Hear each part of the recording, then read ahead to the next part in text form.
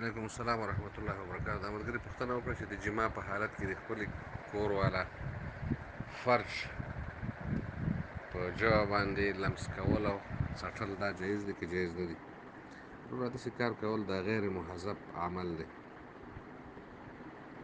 عین باید د یو بل هغه فرجونه وملا نه ګوري، هغې ته نظر کول او پاتې خوله د هغې څټل یا لمس کول په ژبه باندې دا لرې خبره ده.